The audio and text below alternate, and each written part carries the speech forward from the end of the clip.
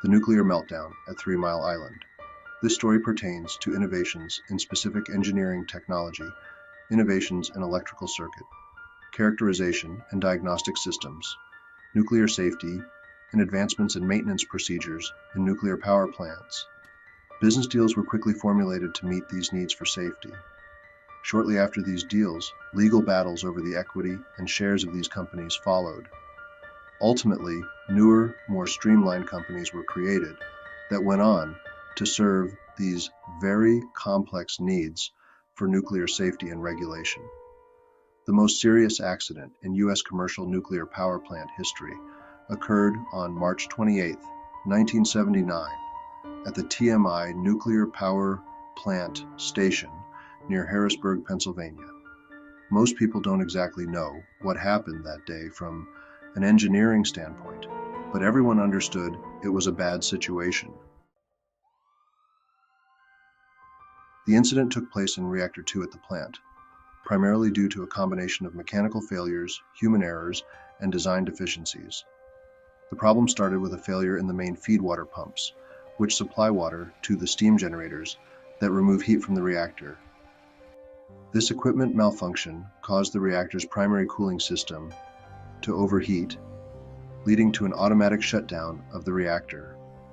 During the shutdown, a pressure relief valve opened to reduce pressure inside the reactor, but it failed to close properly. This allowed cooling water to escape, which should have been detected, but the plant's instruments did not clearly show that the valve was stuck open.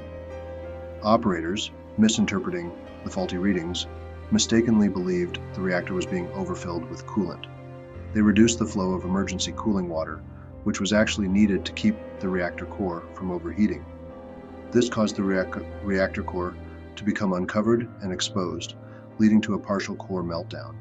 Although the core partially melted, a massive release of radiation into the environment was prevented. However, a small amount of radioactive gases were released over the next several days, causing public concern and a temporary evacuation of nearby residents. Operators were overwhelmed by conflicting information from their instruments and made incorrect decisions based on faulty assumptions. The plant's control system did not adequately indicate the real status of the valve and the cooling system. This was a serious design flaw. The accident eroded public confidence in nuclear energy. It led to significant regulations and reforms in nuclear power plant safety protocols, operator training, and emergency response.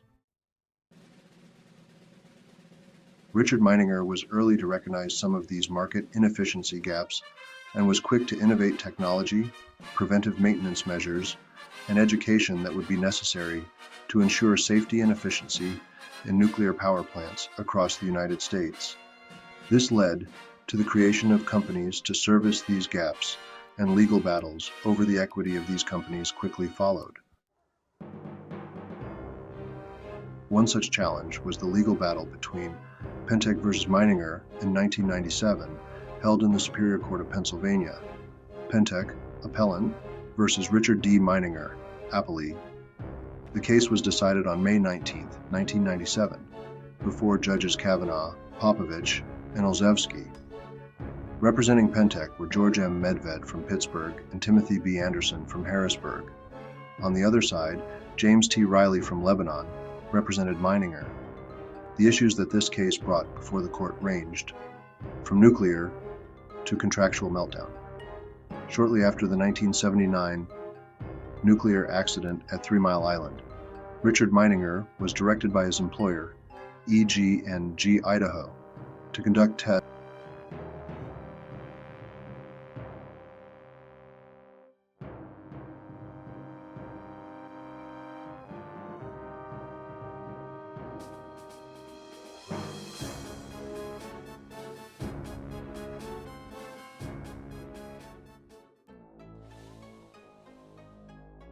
While working at the TMI plant, Meininger utilized a computer program known as the Electrical Circuit Characterization and Diagnostic System, or ECAD, to survey the remote damage inside the reactor itself. The ECAD system, although workable and accurate, was quite complex and required intimate scientific, and computer knowledge to be used. Following his engagement at TMI, Meininger approached several industry sources with a proposal designed to make the ECAD system more user-friendly and commercially available to other nuclear plant owners as a routine maintenance program. In the summer of 1986, Pentec agreed to fund the ECAD improvement project, and on July 1, 1986, the parties entered into an employment contract outlining their respective duties and obligations. Under the terms of the agreement, Meininger, as program manager, agreed to work towards the marketing, improvement, and commercialization of the ECAD system. As an incentive towards achieving this goal, the parties agreed that once ECAD sales reached $250,000 per year, a company separate from Pentec would be created that would be solely devoted to marketing and selling the ECAD system. Contingent upon proper funding, as delineated in the agreement, Pentec would hold 51% of the new corporation's stock, and Meininger would hold the remaining 49%. Further, the contract provided that, upon commencement of his employment, Meininger would receive 65 shares of Pentec stock. This stock was to be sold back to Pentec upon Meininger's termination. The parties agreed that the value of the stock would be determined by Pentec's accountant, in accordance with generally accepted accounting principles. During the following 3 years, the ECAD improvement and commercialization project progressed smoothly. The most notable change to the ECAD system involved rewriting the computer program from the BASIC to the Turbo Pascal language. This translation made the system more commercially attractive, and both parties anticipated a sizable surge in industry interest and sales.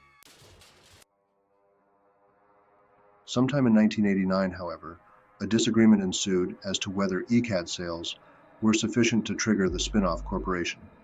As a consequence of this, Meininger resigned from Pentec on December 5, 1989. Several months thereafter, Pentec notified Meininger that, based upon its accountant's internal audit, the book value of Meininger's 65 shares of Pentec stock totaled $4,061.85. Meininger balked at the accuracy of this sum, alleging that the audit was not conducted in accordance with generally accepted accounting principles as per the contract terms. Consequently, until an independent audit was performed, Meininger refused to tender his shares to Pentec. Pentec then commenced the instant action in the Court of Common Pleas of Lebanon County, seeking an order requiring Meininger to surrender his Pentec shares for the value previously determined by its accountant. Meininger reasserted his contention that an independent accounting was necessary to determine the true book value of the shares.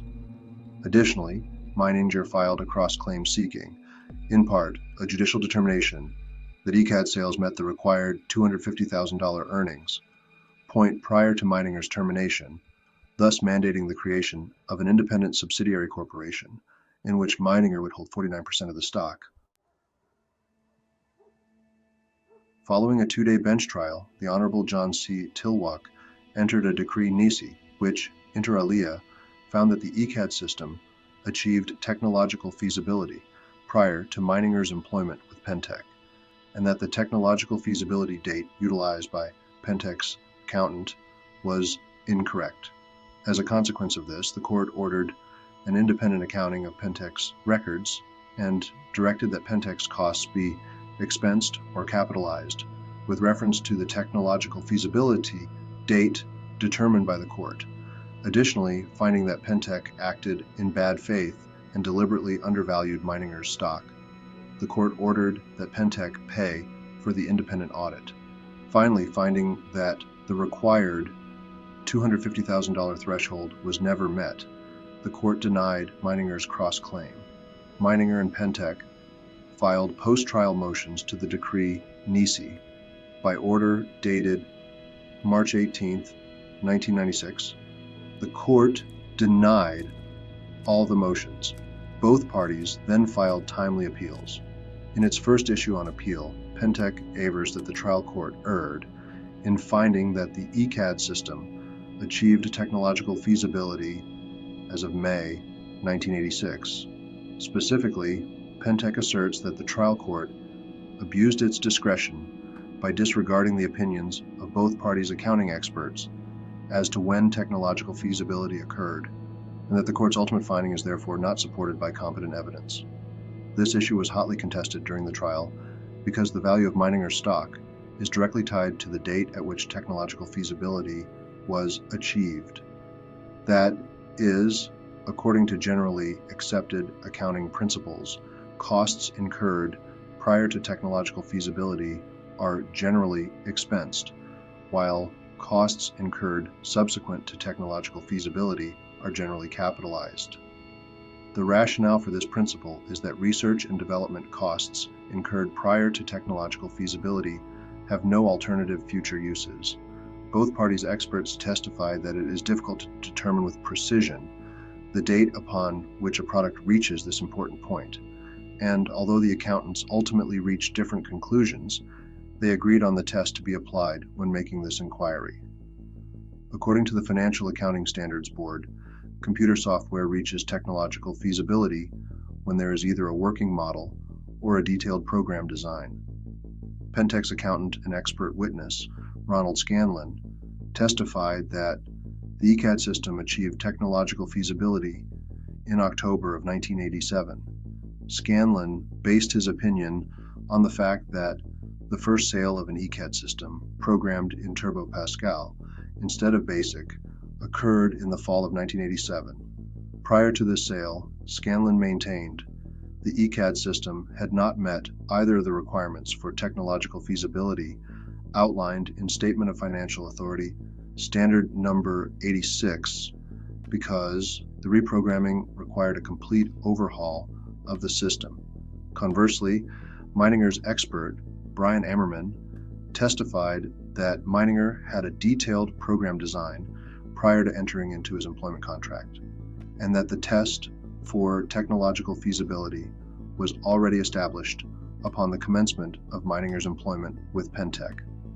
Therefore, because Meininger was hired in July of 1986, and Pentec's new fiscal year began in November of 1986, costs incurred from November 1986 onward should have been capitalized. Ammerman based his opinion partially upon the fact that ECAD units were used and sold prior to Meininger's employment with Pentec, albeit utilizing the BASIC language. In Ammerman's opinion, however, the reprogramming fit within SFAS 86's definition of product enhancement and accordingly did not change the product's technological feasibility. It is well settled that if expert testimony conflicts, as it did here, the trial court must determine the weight and credibility that it will afford each expert.